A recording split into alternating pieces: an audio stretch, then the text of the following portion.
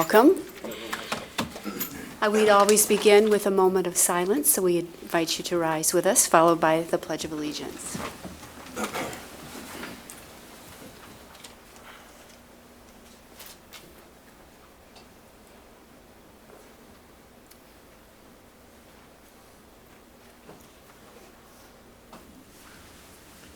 Pledge allegiance to the flag of the United States of America and to the republic for which it stands, one nation, under God, indivisible, with liberty and justice for all. Okay, we'll have our roll call, please. Commissioner Reppart. Here. Commissioner Moody. Present. Commissioner Jones. Here. Commissioner Lanier. Present. And Commissioner President Kelly. Here. And colleagues, I'd like to have a motion to excuse Mayor Bliss and Commissioner O'Connor. So moved. Support. All those in favor? Aye. Opposed, same sign. So our mayor is out of town tonight. She was invited by the governor to join for her State of the State speech, and she had to leave early today because of the weather. Thankfully, you all made it tonight safely. And Commissioner O'Connor is also out of town. So that'll bring us to approval of the minutes. Oh, excuse me, public comments on the agenda items. And most of you, I think, have been here before, but at the beginning, if you have comment on any one of the agenda items on tonight's agenda, feel free to come up. You have your 3 minutes opportunity to comment on those. And then there will be an additional, we do not have any public hearings tonight, but there's an additional opportunity at the end of the meeting to comment on anything that happens to be on your heart or your mind. Please remember to limit those comments to 3 minutes. There will be a clock that you can watch, and there should be a sign-in sheet over there. Correct. So that the clerk gets your name accurately down in the records. So feel free to do that a little bit later on in the agenda. Remember that in order to respect everybody's point of view, there's no clapping or cheering or booing or anything like that. We want to be very respectful of everybody and make them feel welcome to come up front and give us their comments. Okay, now we can move on to our approval. No, you just take the public comments on the agenda items. I did talk about that. I know, so they Oh, got, yes, they yes. time they can speak. Is there anyone who has a comment on tonight's agenda items? Okay. And you want to give us your name, Frank? Good evening, Commissioners. My name is Frank Lynn, and I live at 3446 Devon Northeast. Over 40 years ago, I moved to Grand Rapids, and I didn't intend to stay here. I rented an apartment up on the hill in the Belknap neighborhood and grew to love the city and that neighborhood. I bought a house and lived and worked in that area for over 15 years. There used to be a lot of affordable housing there, good affordable housing. Much of it has been demolished. Today I can't even drive through the neighborhood. It's so disheartening. Tonight, you're going to set a public hearing on the Court Square project. That project would demolish at least 10 by the developer's statement, at least 10 more affordable houses. It's unknown how many units are going to be knocked down and how many families are going to be displaced. The condos that are going to be built in their place, as many as 50 of them, will cost from $170,000 to $500,000. The developer calls these condos affordable condo units. I'd like to know who they're affordable for. Further, the developer will be seeking brownfield redevelopment credits. What's he seeking credits for? Displacing families? Demolishing affordable housing? The answer for this project should be an absolute no. The project just increases the affordable housing crisis. No, no, no. You know, I've been cleaning up some old papers, and I found this flyer. It's a flyer on Housing Now from 1989. The situation has just progressively gotten worse since 1989. We have done absolutely nothing to address the affordable housing crisis over those 30 years. It's time that we get serious. It's time that we say no to these types of projects and really address the affordable housing crisis. Thank you very much. Thank you, Frank. Is there anyone else who would like to come forward? Mr. Miller? Oh. Go ahead. Hi, my name is Javante Tubbs. I'm a resident of Grand Rapids from 44 years, so I guess 44. I own a home on Madison. I just want to ask, actually I want to ask Anita this, Third Ward Commissioner. Now that the Kent County Land Bank is being dissolved, what's going to happen to those properties? So, Javante, do you have a specific agenda item that you're speaking to tonight? Just affordable housing. Okay, so that would be, if you're not speaking to the Belknap situation, that would be at the end of the meeting, Okay, but you are okay. absolutely welcome, and you can come on up first. Thank you. Okay, Mr. Miller?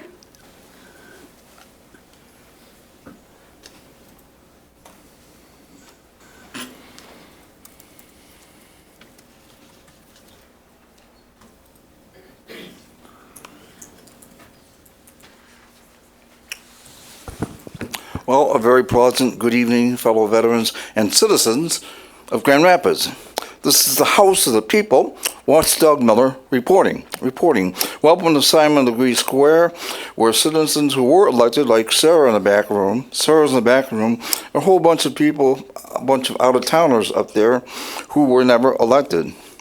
The people's, under Agenda 5, public participation, Catholic bus routes 8, 10, 12, 14, 15, and 18 are sent over to faggot-infested founders, and as well as the black routes, black locals 1, 2, 3, 4, 5, 14 don't come here. How can we have public participation under 5 when our long-standing city bus routes don't come here? The 50, Mr. Ruppert, your 50 right in front of your door comes here out of Allendale Township. You know, $75 million boogle, please address it, okay? Starts right here at your corner, Street and Fulton.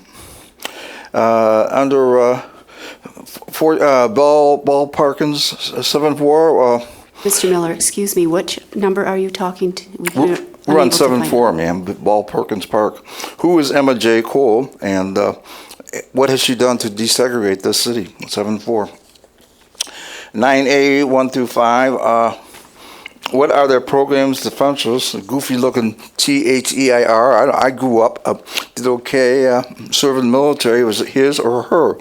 You're identifying all sorts of people. Under 7 is their, THEIR. It's confusing, 1 through 5 under 9A. Let's moving on, B, 3 and 4, 2 corridors. What example is involved here? Division in Granville are different corridors. Division goes that way, Granville goes that way. What's it all about? Yeah, same in 4 is Southtown is in corridor. We're talking Seymour Square, Boston Square, Madison Square, where 19 was outrageously stolen from Madison Square. B7, $9 million for lighting. I'm on the record as $150 per lamppost. I'm on record as approving a award to the citizen who comes up with the best light bulb joke. A city under, I think, well, also under B7, the city is badly overbonded. $9 million for lampposts. 9C2. That would be nuisance charges. You should go answer all the people who aren't plowing sidewalks. Oh, on Plymouth today, Plymouth, they plowed in the sidewalk. The railroads are not plowing. You go under the viaducts, the sidewalks are not plowed. Thank you, Mr. Miller. It's not working. Thank you for your comments. Those are my handouts up there. Is there anybody else that wants to come up to make comment on any one of the agenda items tonight? Okay, seeing no one, we will finally move on to our approval of the minutes.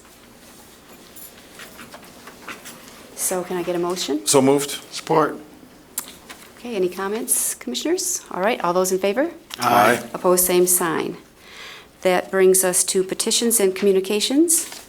The first one is a communication from Dia Noble regarding their resignation from the Parks and Recreation Advisory Board.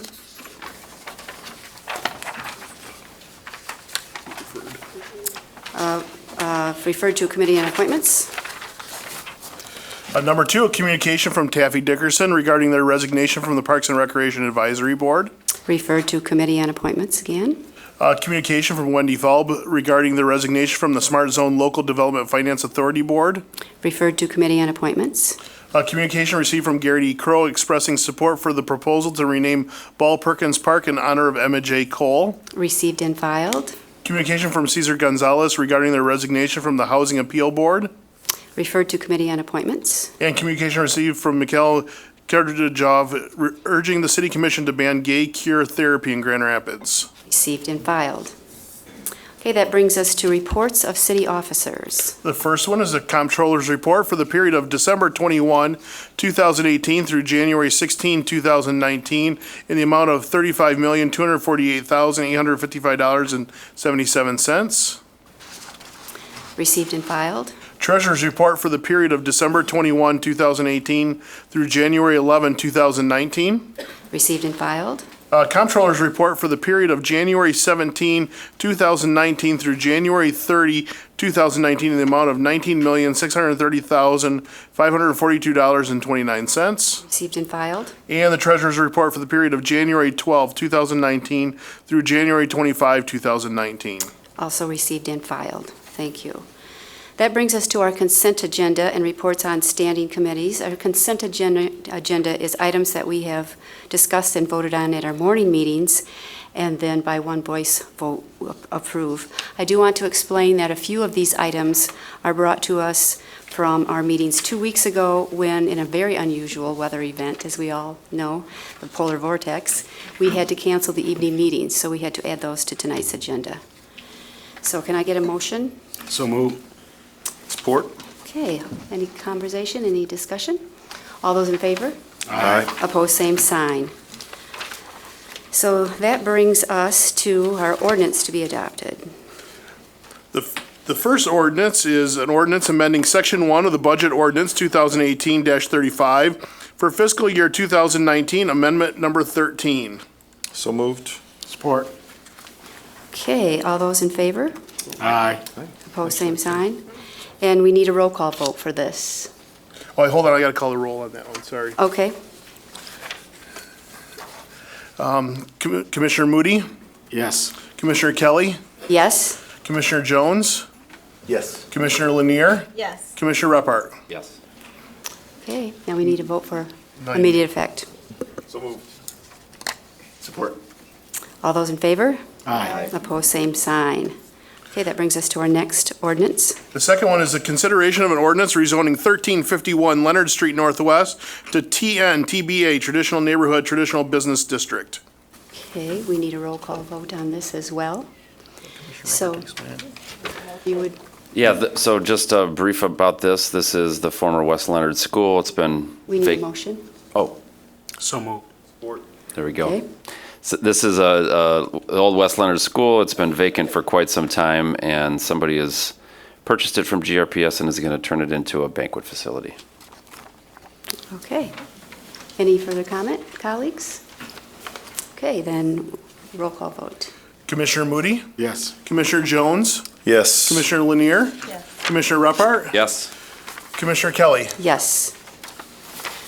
Okay, then we are at, we do not have any, we have one resolution tonight. And this one, we'll need a motion to suspend the rules. So moved. Support. Okay, all those in favor? Aye. Opposed, same sign. And Commissioner Lanier, can you explain this? Do you read the motion? Go ahead. Yeah, no, I don't have to, not in a resolution. So Okay. go ahead. So what we have before us is the settlement for David DeVries versus the city of Grand Rapids. And the amount is, oh, thank you. Wasn't. Thank you. I'll start over. David DeVries versus the City of Grand Rapids, and this was a workers' compensation case, and this is the settlement for that in the amount of $79,000. Okay, so we need a motion then for this resolution. So move. Support. Any more discussion? All those in favor? Aye. Opposed, same sign. All right, that brings us to our public hearings tonight, and we have none, so we'll move on to public comment. And I want to remind you to please feel free to come up. You have 3 minutes, and please sign in as well. So Javante, if you'd like, where are you? If you'd like to come up first, that would be fine. Okay, thank you. Oh, it's right here.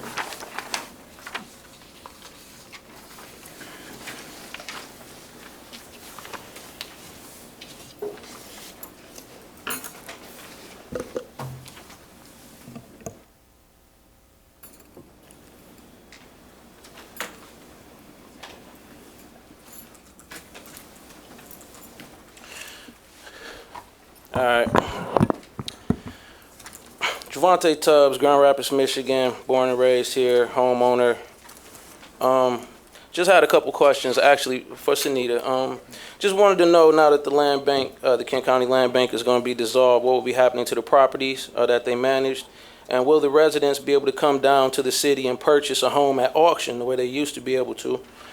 Will the Kent County Land Bank review, I looked at that, the December 2018 review, and, you know, it raised some serious questions about integrity and what was going on as far as them being, you know, transparent as far as what they were doing. It was speaking about improved real estate market since 2011. So like Frank said, improved for who? You know, because the real estate market in my community is not improved at all. It's got a lot worse. I would like to know actually how many units under the management of the Kent County Land Bank were solicited or contracted or sold to African Americans.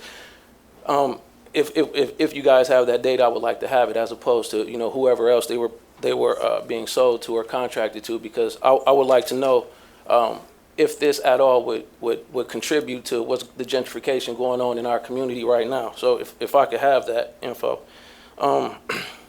The commissioners who did this review, I don't think they ever talked about how the land bank may have contributed to the gentrification of the community. So I really want to get the numbers behind how many African Americans did acquire property or contracted property or was able to purchase property from the land bank.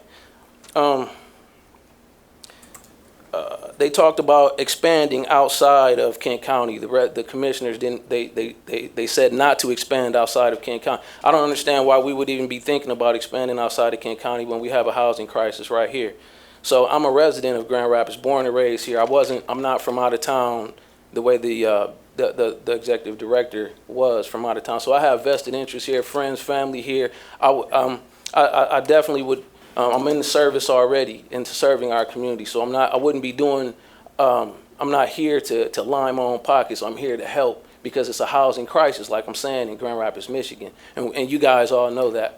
I do work at the Urban League. I see it every second and fourth Tuesday when people come into our office and they have issues with housing. People can't find places to live, and it's 10 degrees outside. So in 2020, these guys said that they would come back and review this again. So I want to be at the table when they review this. And I got a team of people who I've been working with for years, just developing infrastructure around a whole lot of things, and housing was one of it. So if I can get to the table at any time to discuss this infrastructure and how we may be able to be a replacement for the Kent County Land Bank, that's from the community, that has a reputable past in my community, and people trust me. So if I could get to the table and maybe shoot my shot to be a replacement for the Kent County Land Bank, that'd be appreciated. Thank you. Yep. City Manager, is there someone who can help to, thank you, Asante. How you doing, everybody? My name is DeAndre Jones, Safe Pitch Task Force winner 2018. I'm actually very proud to be at the city commission meeting, because I was in Alaska for 2 weeks repairing a kid's Christian camp that was hit by the earthquake. I did experience a small earthquake when I was up there. Alaska got hit by a 7.0, but I experienced a 4.3 while I was actually laying in the bed there, so it's pretty crazy. I'm just here to my normal community activist, representing the community. I like what he said about housing just because I volunteer for Grand Rapids for All. So didn't see too many homeless frozen people in Alaska, but I'm pretty sure that that probably does happen there. But definitely just happy to be back in the city, and just it's one thing that I did want to say is that needs to be like more food for people, like more food programs around here. I came back from a GRCC basketball game. I'm a student there, and I had got some vegetable pizza from one of the coaches from the basketball team, and I had seen like a whole bunch of like homeless people under the bridge. Now, I usually expect, like when I walk and things like that, I usually expect it to be like homeless black people, but it was a lot of homeless Caucasian people there. So I gave these people like a whole box of pizza, and then I'm seeing them the next day. But I just wish there'd be like more good deeds and more people that actually care about the community that likes to give back, just because I don't really see it too much unless, I feel like if I come across you in the community with all of the things that I do, then you probably might be doing something good. But like I said, I'm happy to be back here in Grand Rapids from the work that I've done. I worked out there with a 70-year-old guy, and he had Parkinson's disease, and he was using the sledgehammer and knocking down the chimney, and we did $25,000 worth of work for free. So I don't ever want to hear anybody that's not under the age of 70 talk about I can't go volunteer, I can't do this, because I literally went up there with 3 military veterans and a military wife, and I actually went up there and put in some serious work, like literally working as bad as I wanted to breathe, or succeed as bad as I want to breathe. In the words of Eric Thomas, I'm sorry to kind of stir that up, but I really did put some serious work out there with some older guys, and there's no excuse for people that's under the age of 70 to be out here not doing anything to make the community better if it doesn't have a dollar attached to it. That was all completely volunteer work, and nobody made nothing. So I just wish people would give more back to the community. I'm happy to be back. Thank you.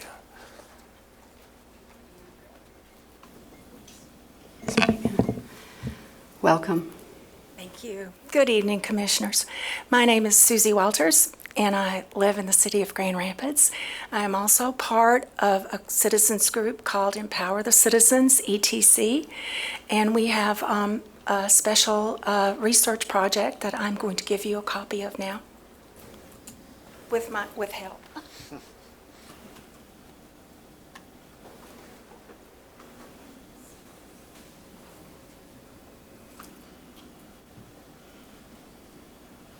Commissioner Rapper.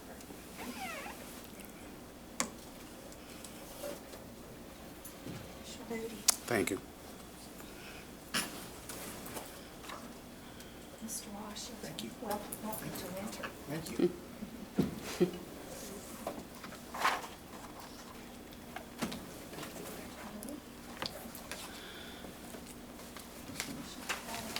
I do have a very special presentation for you because I know that you wanted some research. So we've done a special. I got some research. Thank you. Very, very special. And I did my own too, Susie. Thank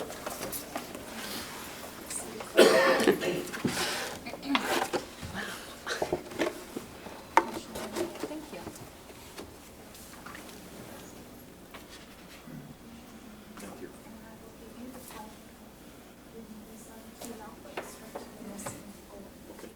Yep, thank you. You're welcome. Thank you.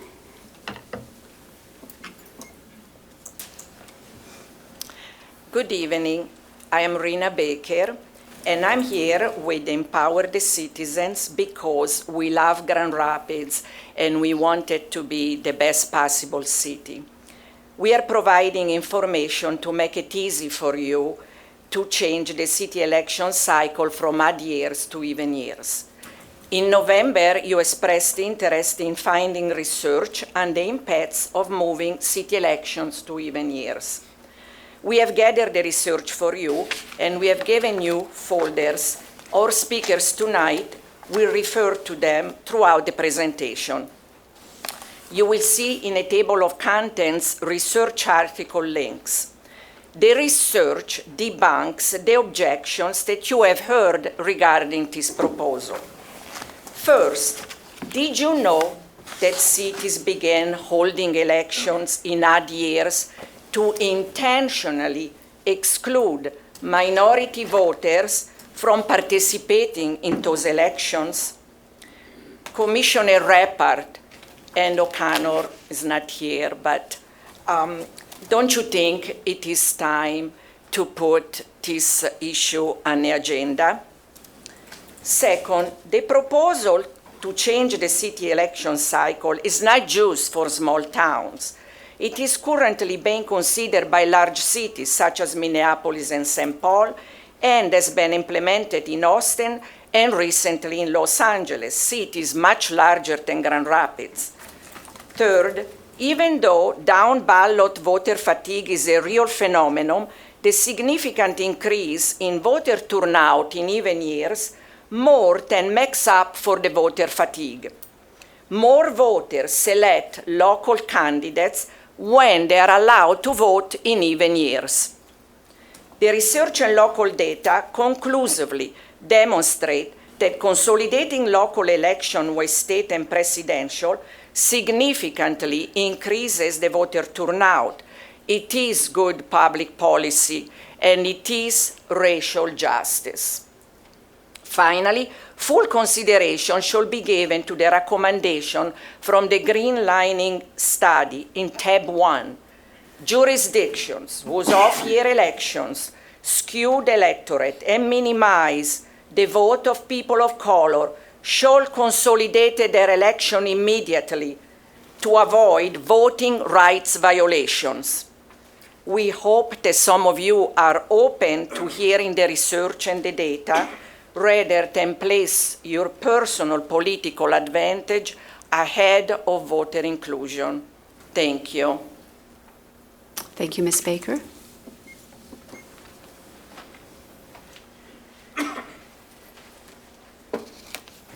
Good evening, City Commissioners. My name is Crystal Petzold, and I live and vote in Grand Rapids. Our group has provided a packet of research and data for each of you. If you please turn to tab 3, you will see an article by Governing Magazine entitled "The Election No One Cares About." The article states that local governments started holding their elections separately from state and federal elections during the early 20th century. That's more than over 100 years ago. The reason for this change was to exclude immigrants, primarily people of color, from voting. Quote, "The original reason was to really decrease the influence of immigrant voting and to break the political machines. They thought it would be more difficult for non-English speakers to turn out, and it proved to be really effective." Not, unquote. In this article, you'll see the conclusion that in modern times, it still remains the case that only a small subset of voters, who often tend to be whiter, wealthier, and older, vote during the standalone municipal elections. You can certainly see that in Grand Rapids' own city elections when you compare the voter turnout in the Upper West Side of the first precinct, of the first ward, against the Granville corridor precincts of the first ward, where most of the Hispanics live. These facts show that exclusion allows special interest groups run by paid consultants to capture and control elections. The academic research shows that odd years municipal elections began as a way to keep minorities from participating in local elections. Unfortunately, odd year elections continue to serve that same function today. While you did not create this problem in Grand Rapids, you have the power to be the change you want to see in the world. And once you are in possession of this information, once you know better, if you refuse to make this change, then you become part of the problem. If you choose to side with systemic suppression of minority voters, then you are the problem and may incur voting rights violations as seen in tab 1, the Greenlining study recommendation on page 11. Thank you for your time. Thank you, Ms. Pencil.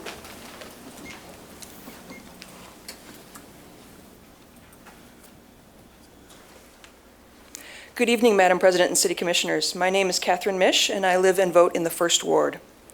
The Greenlining Institute, a policy and research institute that works for racial and economic justice, runs a program called Claiming Our Democracy that strives to ensure that communities of color and low-income Americans can make their voices heard in local government.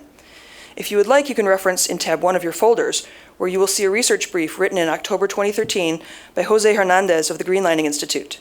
The brief describes a research study comparing 6 California cities to determine whether moving city elections to even years had any impact on voter turnout rates, election costs, and down-ballot voter drop-off. The study looked at several large cities: Los Angeles, San Francisco, San Jose, and San Diego. And as you look further in the folder, you will see that changing to even-year elections is being considered in the Twin Cities of Minneapolis and St. Paul. Despite the claim by some that even-year elections only work in small cities, the opposite is true. The academic research shows that it is very effective public policy in large cities, including cities much larger than Grand Rapids, like Austin, Texas. I invite you to read Jose Hernandez's academic analysis of this issue. You have been told by others that moving local elections to even years is a bad idea because of down-ballot voter drop-off, also called voter fatigue. But if you turn to tab 1 at the bottom of page 7, you will see that the Greenlining study debunked the myth that down-ballot voter drop-off in a crowded election year results in lower voter turnout. The study concluded on page 9 that voters continue to pay attention to local issues and vote down ballot even during popular statewide races, such as races for governor and then also the federal races for president.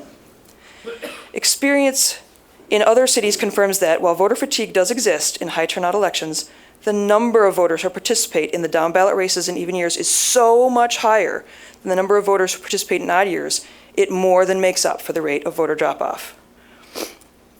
You can see that conclusion if you turn to tab 4, page 3 of your folders, discussing the effort to move local elections in Minneapolis and St. Paul to even years. That article concludes that even the lower vote numbers are significantly higher than the expected turnout had the elections been held in odd years. Even though down-ballot voter fatigue is a real phenomenon, the significant increase in voter turnout in even years more than makes up for the voter fatigue, and more voters participate in selecting local candidates, but only when they're allowed to vote in even years. Thank you and have a good evening. Thank you, Ms. Mish. Good evening. My name is Bonnie Burke. I live and vote in the city of Grand Rapids. I'm going to talk a little bit more about voter fatigue. Local data also supports the conclusion that the significant increase in voter turnout in even years more than makes up for the voter fatigue that occurs with longer ballots. In the 2017 general election in town here, just over 6,500 voters cast their votes in the 3rd Ward City Commission race. 1 year later, in the 2018 general election, over 18,400 voters cast their votes for county commissioners Womack and Skaggs, whose districts overlap the 3rd Ward. Consider that difference. 6,500 voters in odd years, 18,400 voters in even years. And if you look at the 2018 61st District Court races, nonpartisan races at the bottom of the ballot in an even year, we see that over 88,000 voters participated in that citywide election, averaging over 29,000 voters per ward participating. 6,500 voters per ward casting their votes in down ballot races in 2017, but over 29,000 voters per ward participating in 2018. That's a significant difference. And if you look at Christina Elmore's 2018 race for the 17th Circuit Court, we see over 99,000 votes for that candidate in 2018. That one election in an even year involved far more voters than all the voters who have ever voted for Commissioner Lanier in all her city commission elections, primary and general elections combined, both for 2013 and 2017.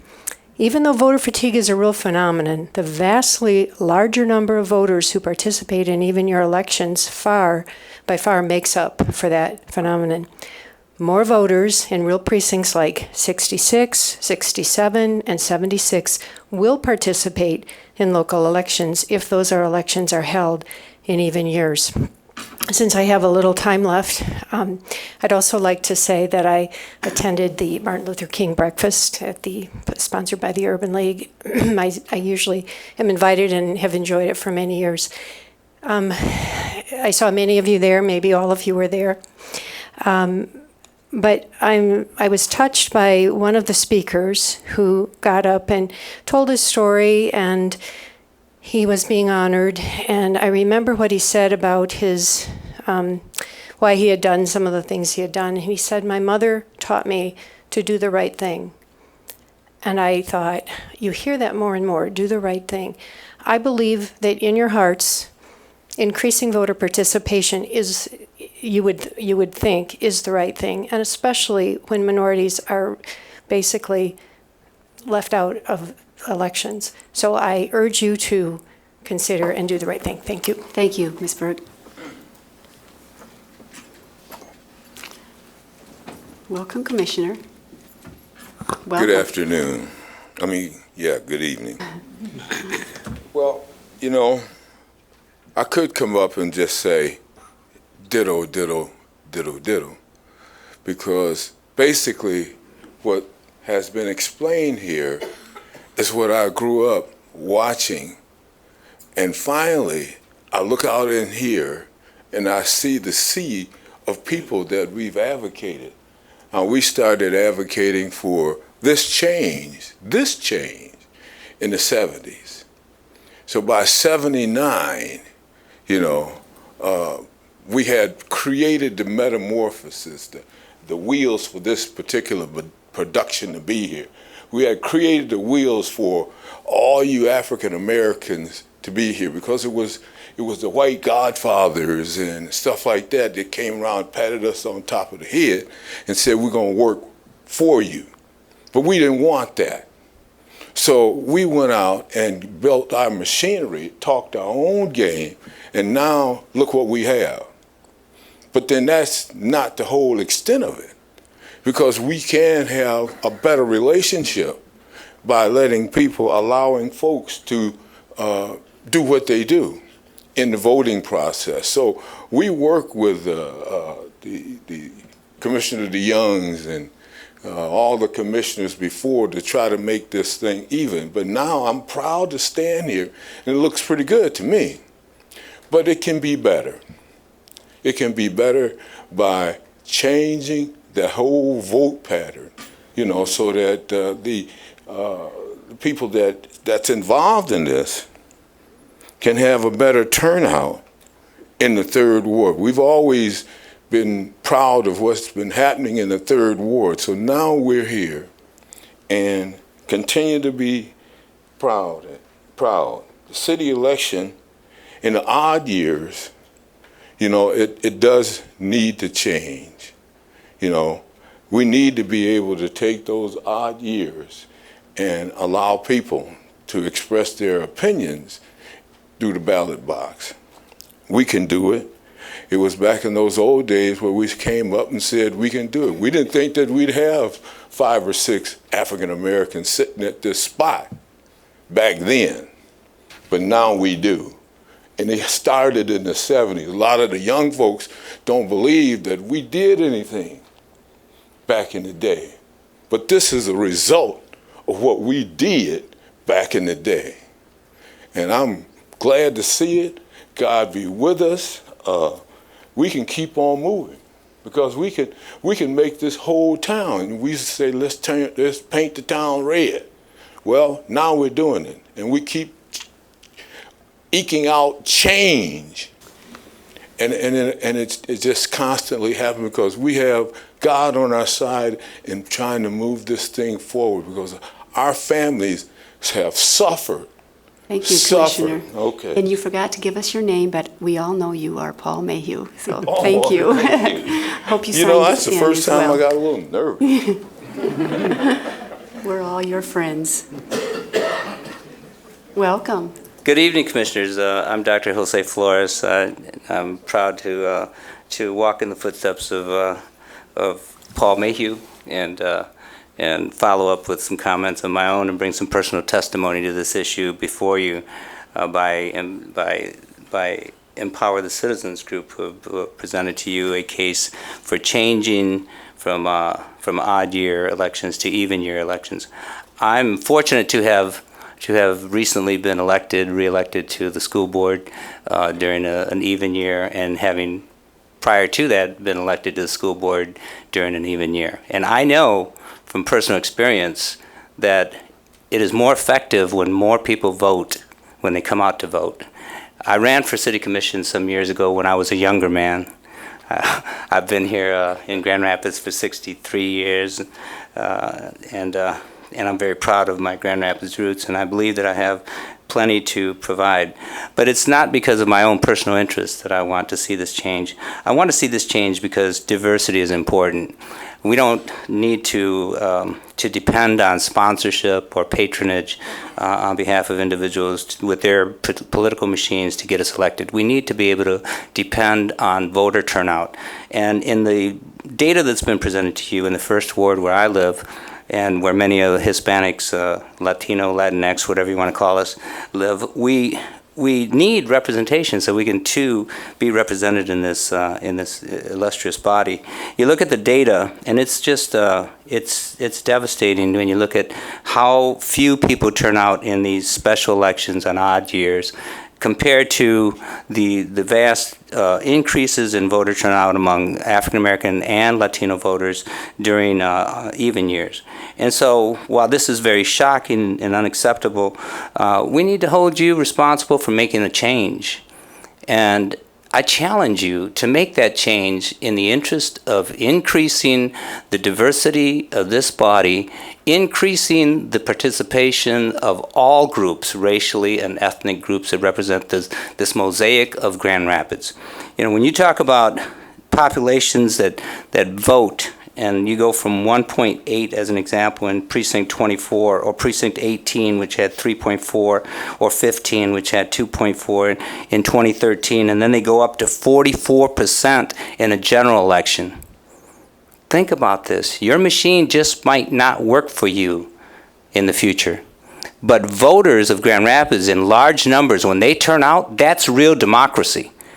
And I'm asking you to support real democracy during even years and make it a level playing field so that we can all participate in this American experience. Thank you very much.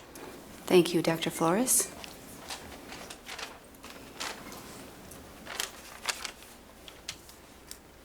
Good evening, Commissioners, staff. My name's Miguel Barrios. I've been a resident of Grand Rapids since 1952 when my parents brought me at age 3 from Puerto Rico. And I've enjoyed this I call this my home. I've moved away, but I come back. There's a lot of good qualities here. Your police chief, our police chief, made me feel old when he said that he was 5 years old when I started my career as a Grand Rapids police officer here, which goes back quite a ways. But I've retired from the Michigan Parole Board about 5 years ago, and I'm going to retire again from Grand Valley as a professor there in about 2 more months. So I do have a prepared statement to make for you. There's a lot of thought that went into this. So I'll just read it verbatim, and then if I got time, I'll add a little bit at the end. In the Sixth Circuit Court of Appeals, Judge Bernice Donald, who was appointed by President Obama, wrote an opinion calling the state of Michigan's ban on straight ticket voting a part of, quote, 150 years of shameful and painful history of disenfranchisement, suppression, and dilution, unquote, of minority voters, and, quote, the overt and covert mechanisms used to achieve that objective, unquote. Odd year municipal elections are the same type of thing. The same civil rights issue described by Judge Donald occur with odd year elections, which place a disproportionate burden on the right of the African Americans and Latinos to vote and to have their votes count.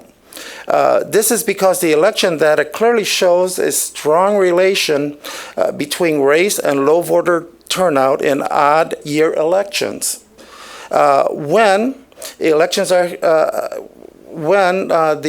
are held in odd number years, it is mainly older, whiter, and wealthier voters who cast their votes, while minority voters do not turn out. By continuing the odd year election cycle for the city elections, you are causing a disproportionate impact of minority voters and are shutting them out of any chance to have a real voice in government. If the city of Grand Rapids chooses to keep things the way they are now and chooses to continue this historic system of minority suppression, the city will be committing knowing and intentional race discrimination because a large percentage of minority voters do not cast votes and seriously consider doing the right thing for minority voters of the city. Please change your municipal election cycle to an even number of years when a greater percentage of minority voters participate in the elections. 2-1. Did it. Good timing. Thank you, Dr. Barrios.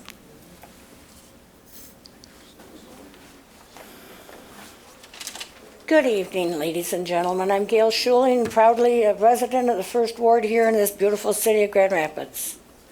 I just want to follow up what some of my friends have said. I've heard the presentation made by all of you at the odd-year elections, and I say, shame on you. We shouldn't have to keep coming back to explain this to you. We've already spelled it out. You have put your own personal interests ahead of what is best for the voters of the city of Grand Rapids. You talk about how it will be harder for you to personally to raise money for campaigns or to get voter attention if you had to run on these seats in even years? Really?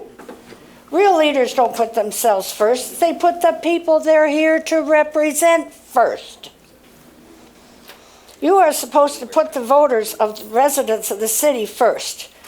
And it's you and it's in the voters' best interest to be included in this process and to have a voice.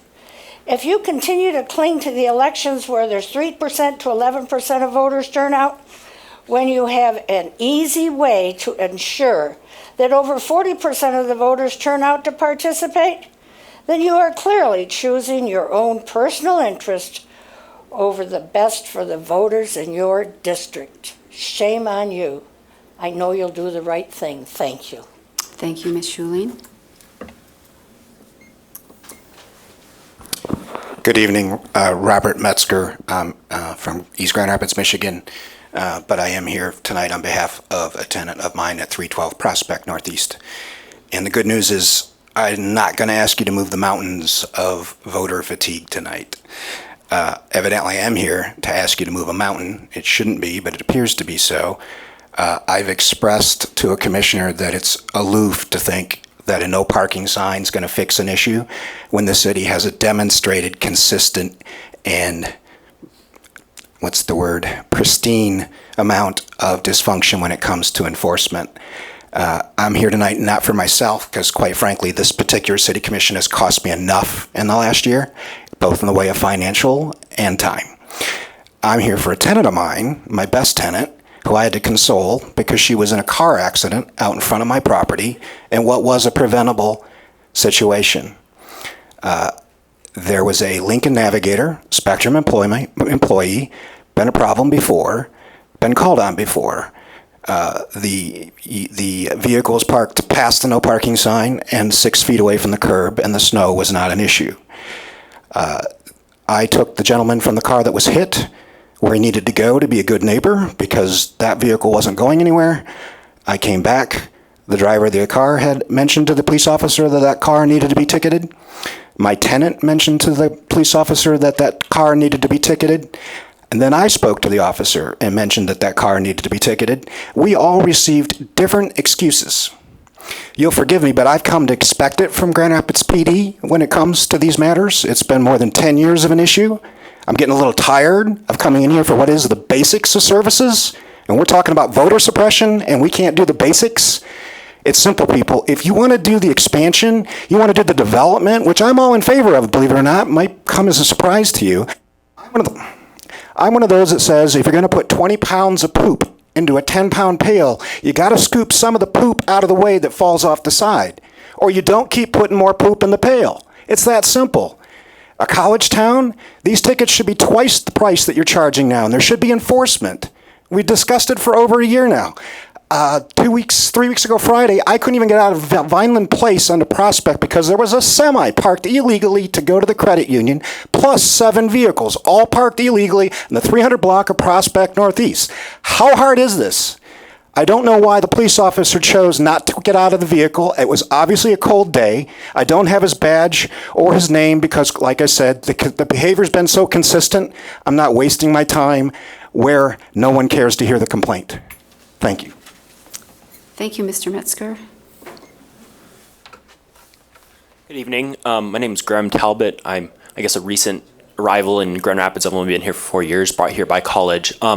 I guess I also have a slight complaint about enforcement, not quite as serious. I guess I'm a frequent pedestrian, and while I really appreciate the website, or the website where you can complain about sidewalks, it's really not enough enforcement, and I think it's unfortunate that the city of Grand Rapids doesn't have better enforcement. It's really a pain for pedestrians, and like walking along 28th Street, for example, you can see where people are making paths through the snow and trying to make it over these massive piles that have been pushed up and stuff to get to different bus stops or to try and get to their destination.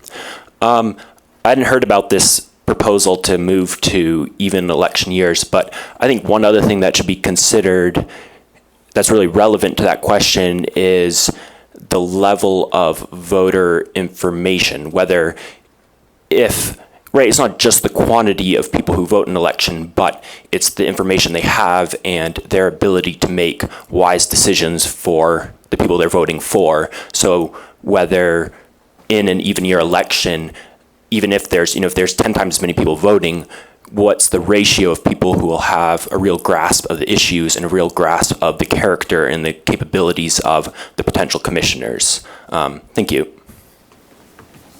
Thank you, Mr. Talbot. Good evening, City Commissioners and Acting President. My name is David Davis. As most of you already know, I come every time. And I'm on the same issue of the trash that lines our city streets. Now, I've become kind of a community janitor. I always carry my little plastic bag along and pick up trash that other people are inconsiderate enough to throw on the ground. And I don't do a whole lot, but I do enough that it shows up a little bit. Now, a little over a week ago, I used the city's Silver Line bus. I went to 6 different bus stops, and out of every one of them had a receptacle for trash. 5 of them were littered with trash, even around the receptacle. These people are too lazy to even hit the receptacle to put their trash in.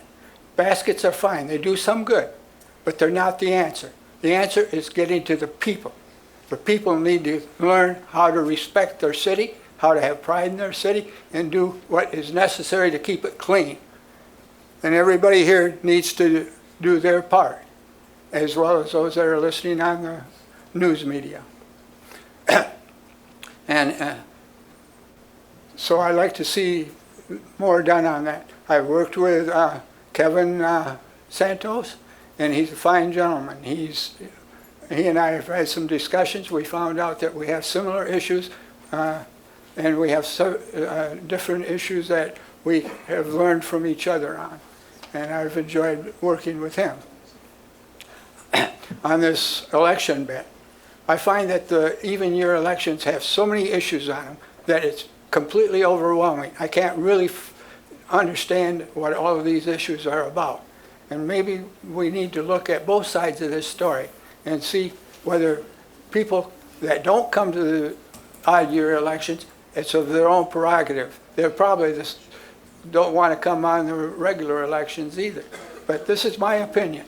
I don't want to offend anybody, but I would like to see an election where I can read over it and find the issues and vote on them effectively. And that. Thank you very much. Have a pleasant evening. Thank you, Mr. Davis.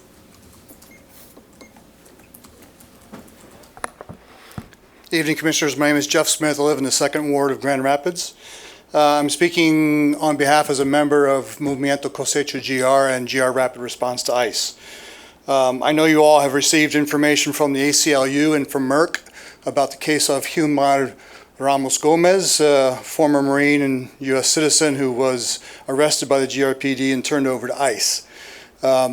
It's received national attention, but in Mr. Ramos' case, his arrest was a direct result of him suffering from PTSD. He was a Marine and served in Afghanistan and continued to deal with those kinds of issues.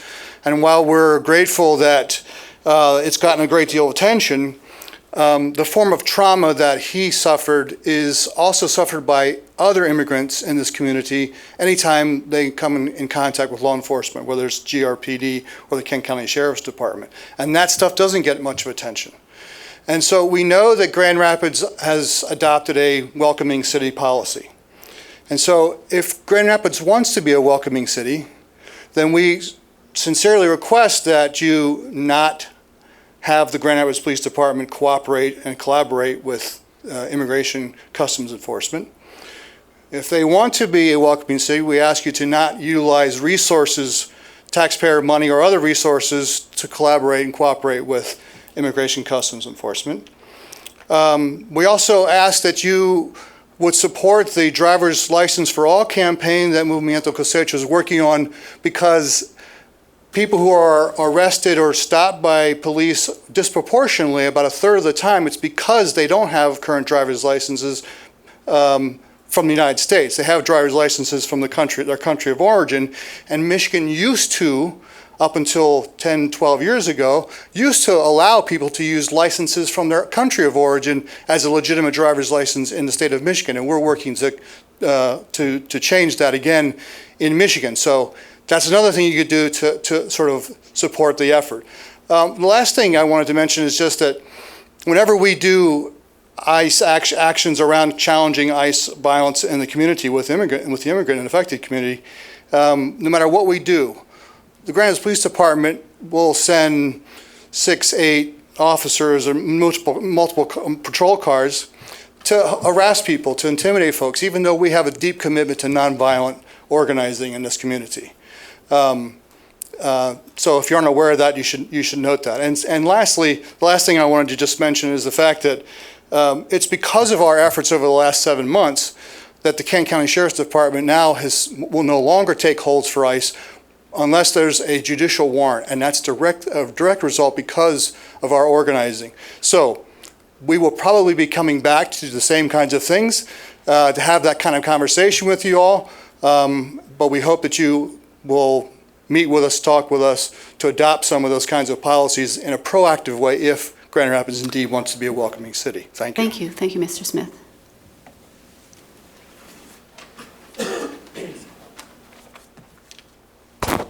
Short. Good evening. My name is Lorena Agua Marquez, and I live in the 49057 zip code. And I want to talk about what happened on January 18th. Interim Police Chief David Kittle, in his statement on Facebook, reminds the immigrant community, the Black and brown community, if you are a person of color, you are not welcome in our city. If you look like an immigrant, a refugee, the Grand Rapids Police Department would treat you like a possible terrorist. In his statement, he mentioned terrorists 4 times. That wasn't necessary. And that is what happened to Himar Ramos Gomez. The city of Grand Rapids and the city of Grand Rapids have currently not answered what happened, why ICE was called on a citizen. And because Himar was a citizen, we know what happened to him at the hands of GRPD. There are countless undocumented immigrants who also suffer trauma at the hands of the police that we don't hear about. People in the community here, sometimes I say I'm privileged. People share their stories with us, but it happens every day in our community. They often end up in jail because they don't have a driver's license. And we know that the city commission needs to do a public resolution that they will be able to get driver's license. The city also has to ensure that no city resources are used for ICE work. GRPD cooperation with ICE. The immigrant community knows we want to trust the Grand Rapids Police Department, but it's hard. There's been current incidents that have happened with Black and brown bodies in this community, with our residents here, and that has set us back. if the city wants to be sincere about their intentions to really improve their relationship with the community they serve, the city commission needs to make a public resolution to support driver's license for all. Given the traffic stop study that says that Grand Rapids Public Police Department racially profiles, and knowing that not having a driver's license is one of the leading causes of immigrants entering into criminal justice system, the city must take a strong stand and use their influence in the state politics.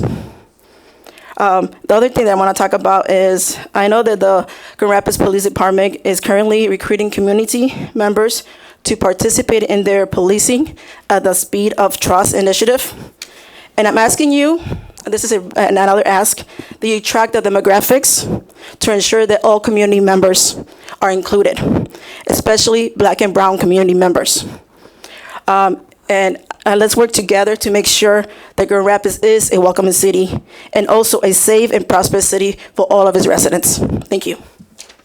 Thank you, Ms. Marcos.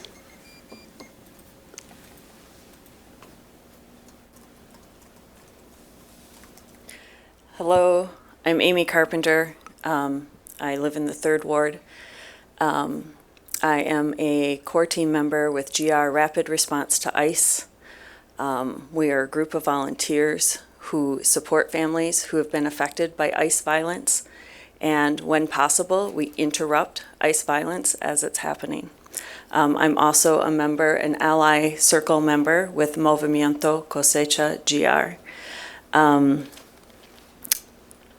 Over the past 2 years that I've been working with Rapid Response to ICE, I have heard personally from countless families who have been affected by this violence. Families who are down to one or no income earners. Families whose children are struggling in school because a parent has been taken away. We want no GRPD cooperation with ICE. We want no use of city resources for ICE. And I wanted to share some statistics as far as if you decide to work with ICE, who are you working with? People want to know, who do you have a relationship with? Well, there's evidence that there have been over 33,000 complaints filed against ICE over the last 7 years, alleging a wide range of abuses in immigration detention. Those include sexual abuse. Complying with a demand could get an immigrant released, but they could be deported to the wrong country, not their country of origin, if they didn't comply with sexual assault. The ACLU has obtained over 30,000 pages of documented abuses of immigrant children in ICE custody. ICE officers have punched a child's head 3 times, kicked a child in the ribs, used a stun gun on a boy, causing him to fall to the ground, shaking with his eyes rolling back in his head. They have subjected a 16-year-old girl to a search that ended in a sexual assault, which is honestly too graphic to describe here. They've done things like calling children dogs, threatening them with sexual assault by other inmates, running over a teen with a patrol vehicle, refusing to let children stand up for days while they're in detention, and more. The City Commission needs to make a public resolution to support driver's license of all. Given the traffic stop study that says that the GRPD does racially profile, and knowing that not having a driver's license is one of the leading causes of immigrants entering the criminal justice system and the ICE system, the city must take a strong stand and use your influence in state politics. The mayor is meeting with the governor right now. You have some influence. Show us you're on the side of our immigrant neighbors. Thank you. Thank you, Ms. Carpenter. Hi, my name is Kathy Siegenthaler. I'm a resident of the 3rd Ward and also involved with Movimiento Cosecha and Rapid Response. I work at Burton Elementary as a clinician through Upper Circle in the KSSN program, and I could not do anything but be involved in organizations like Movimiento because every day I'm experiencing the fear of the children and the parents that are affected by their parents not having legal status, not having driver's license. Even the other students that are in the classrooms that don't have to deal with that part have to every day study with students who are under this fear. I think Grand Rapids needs to make public statements and positions about that to help create more of an atmosphere, as we've been talking about, of welcoming, of saying that we care, we want to create safe streets, safe places. Every day I'm home based, so I go around to homes. We have Burton Success Student in front, and then you go inside and you talk with parents and kids who are afraid to go to the library, afraid to go to the store, afraid to come downtown. I had a parent, over the summer we were participating in the reading program in the library, and we had to go to the downtown library. I want them to go to the downtown library to just see what the resources are in the community. And the parent couldn't go. I had too many in my car, so they had to drive. She said, I will drive, but I'm very afraid. So I said, well, follow me. So she followed me. She got lost. So she was at the side of the road, and she was in a panic. So what I did was, I said, calm, we'll be okay. I'll come back around. Found her. She followed me. But, that I'm telling this experience because when I have when those parents and those kids, tell me, I remember. I'm a privileged, in position. I don't even think of it until I'm remembered every day when people say how the fear is affecting their studies. So we as a city need to give that public statement of welcoming all people. Thank you. Thank you, Ms. Segatar. Good evening. My name is Sergio Cira Reyes. My address is 2096 Shiloh Point Drive, Southeast, Grand Rapids, Michigan, 49546. I live in Kentwood technically, but very close to the boundaries of Grand Rapids. I have been working in Grand Rapids for my professional career actually since 2002.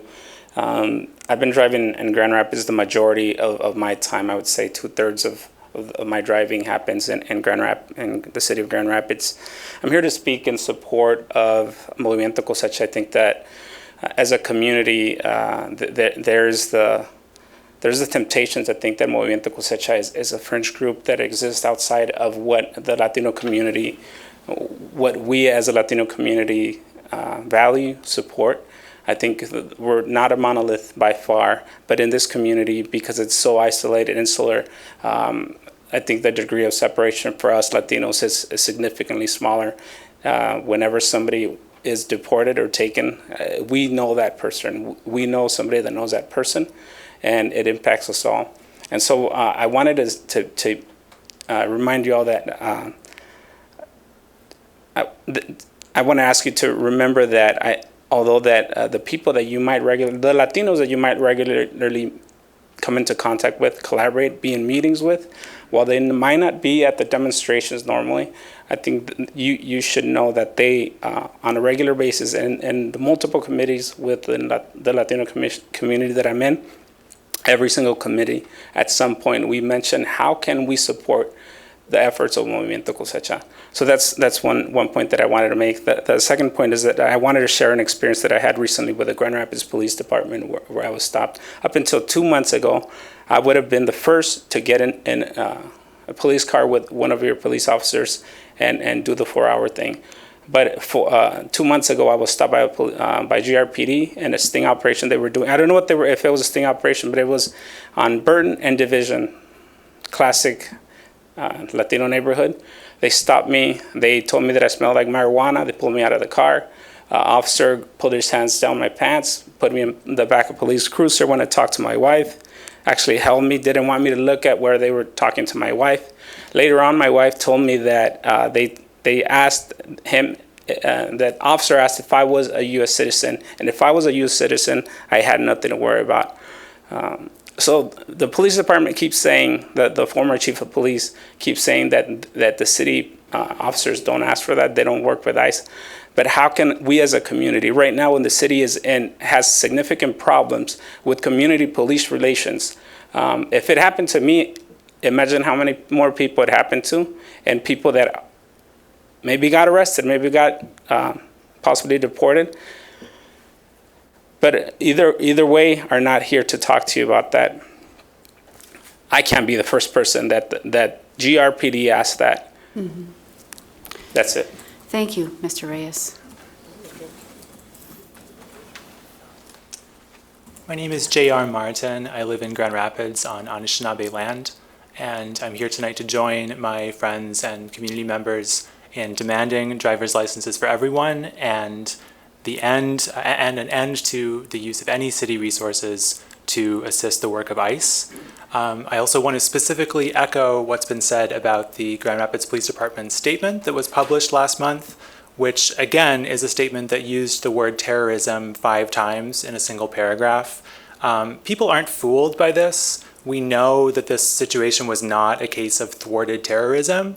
We know that this was a traumatized veteran suffering mistreatment and violence at the hands of a police department that has in recent years repeatedly made the national news for its abuse of Black residents and other people of color.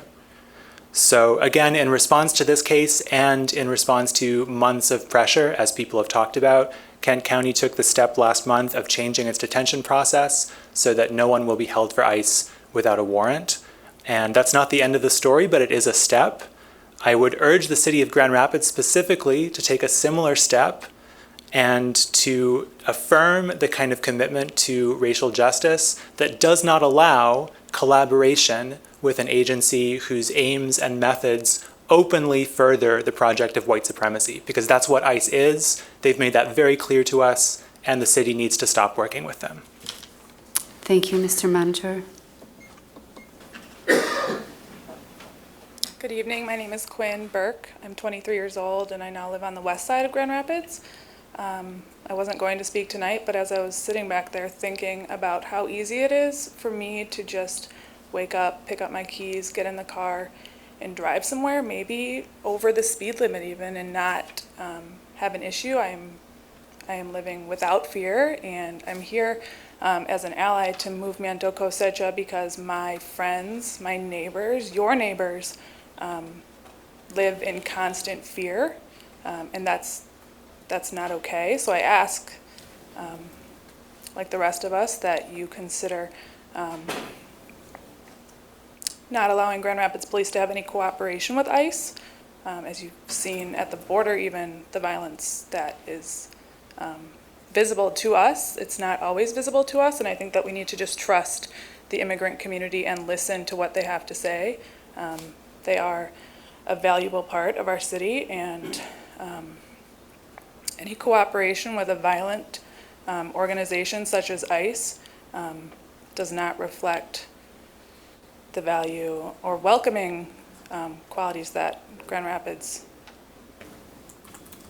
projects that it has. So if it really wants to be a welcoming city to all, if it doesn't want its neighbors to live in fear, I suggest, and more than suggest, demand that you support the Driver's Licenses for All campaign. It's a basic right to just be able to drive your car once you have a license.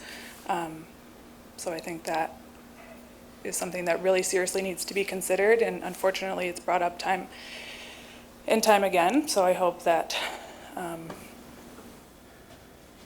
this has been enough and you will choose to do the right thing. Thank you. Thank you, Ms. Burke. Hello, everyone. My name is Ms. Mary. I'm from Grand Rapids. Most of the commissioners know me already. I want to first welcome Mr. Mark Washington to Grand Rapids. I hear a lot about you.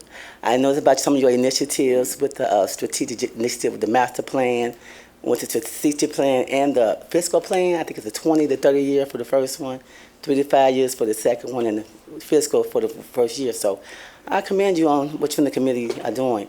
But right now, I want to just basically give you the issues. I know 3 minutes is not going to do this, so I just brought information for you. I'm going to give it to you once I finish. You can go over it before you bring it before the Common Council. You can call me or have your secretary call me to pick it up once you go over it. But it's just to give you some ideas what the community wants, and 3 minutes is not going to do, so I just set up a little, the thing here to give to you. And also, I want to say I haven't been here in a while, but I just see it's a difference now. I mean, usually I'm coming here with issues and solutions and problems. Now I hear now it's ICE, so I'm like, what?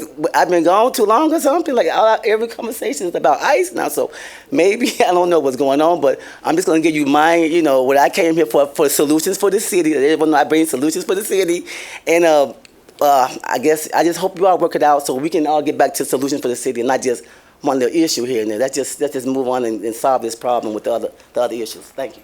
Thank you, Ms. Mary.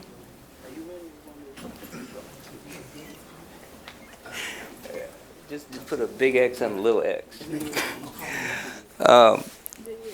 I would be remiss if I didn't make a couple of comments about my support of the cosecha movement in Grand Rapids.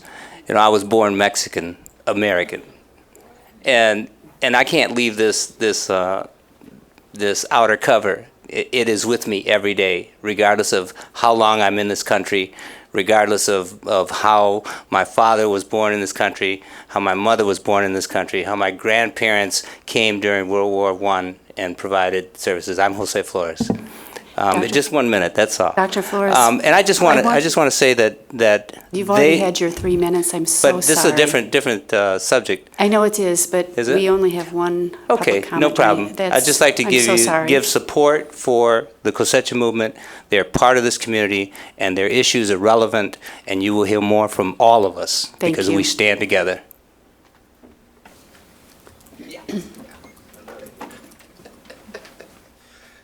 Good evening, Madam President, Commissioners. My name is Robert Dean. I am a Southeast Side resident, Third Ward resident, and I love what you all have done with the place. Tonight I am standing here, and I have to echo what my brother just said, the fact that I cannot unzip this skin and stand out of it. This is who I am. My grandfather was a slave who passed in 1964. And I had the privilege of sitting down and talking with him. And here was a man that was born and raised in Clay County, Mississippi, that never left Clay County, Mississippi, could not write his name, Big X. And yet he did not experience some of the advantages that I have today. So my life has been about what my mother taught me is giving back. That we've been blessed, we've been privileged. And yet there's so much things that are still happening that are keeping people suppressed. Voter suppression is one. When you look at moving the elections from the even years, from the odd years to the even years, all the data supports that the numbers go up. I cannot recall a time in my public life since 1983. I haven't been around as long as Commissioner Mayhew, but I cannot recall a time that we were not trying to empower the people. And that's what it's all about. It's about giving people a voice instead of suppressing people. And so if we could do that, and then maybe some of the issues that are germane to certain groups of color would not be there because everybody would have a voice. This is the United States of America, and we all should have one vote, one voice. But there are persons that work to ensure or make sure that not everybody has a voice. I implore you tonight to make sure that everybody has a voice. And that's all it's all about. It's about democracy, and it's about people being represented as being people. I tell persons that I was raised in the barrio, and so I know that people see black skin, but hey, and I ain't gonna say it. But I'm like, hey, I understand about suppression, and I understand about discrimination. I've been stopped just because I had on a baseball cap with my grandson as we were driving down 28th Street and got accused of crossing the double yellow line. We're in the right lane. But when I said my name, they took off. I say, hey. And I let that be a lesson to my grandson. See, this is what I'm talking about, son. When you go out that door, we don't know if you're coming back or not. So I have to work to ensure or make sure that you will have good representation. God bless you. Thank you, Reverend Dean. Good to see you.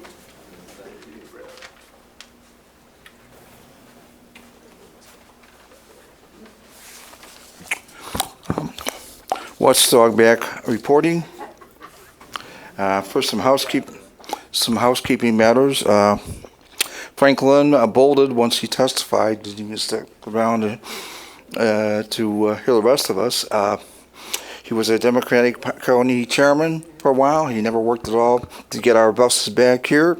Ed Kettle was also who worked working for Jailbird Roy Schmidt. Kettle was the only one I got a little bit to try to bring the lineup back, but he's never testified since. Also, Mr. Dean, I called him up, asked what's going to work for him. He refused to cooperate with me. His bus routes, 1, 2, 3, 4, 5, 14, Dean, still don't come downtown. On the handouts, this is Paris. There's thousands of apartment buildings like this. I consider them pretty phony in terms of their equality stick, égalité, but he took the apartment building seriously. 3rd floors were the rich guys. 7th floor was originally built for the servants. Later, students in my era, $40 a month maybe, 1 wash basin in each SRO room, and facilities down the corridor.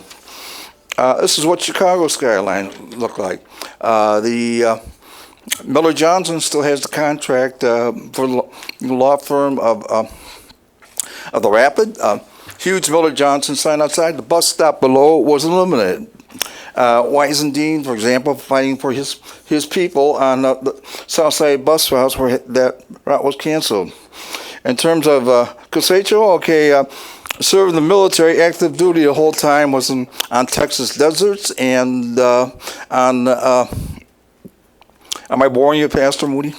Texas deserts and on the Dakota Badlands. Saved $6,000, went over to Europe, 8 months in Austria, 8 months in Germany, 3.5 years in Paris, 2 years in Madrid. Never once did I demand a driver's license. I mean, this sounds, they're illegal.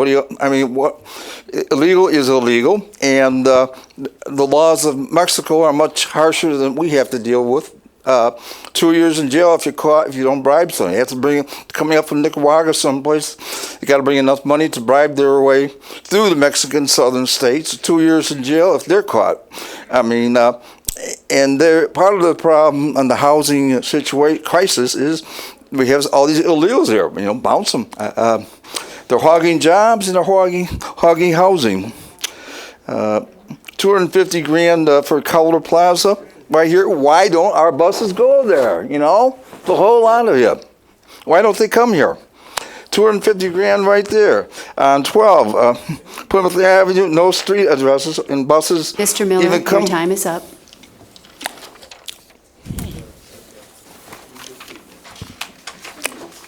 Okay, so is there anyone else who wishes to make public comment tonight?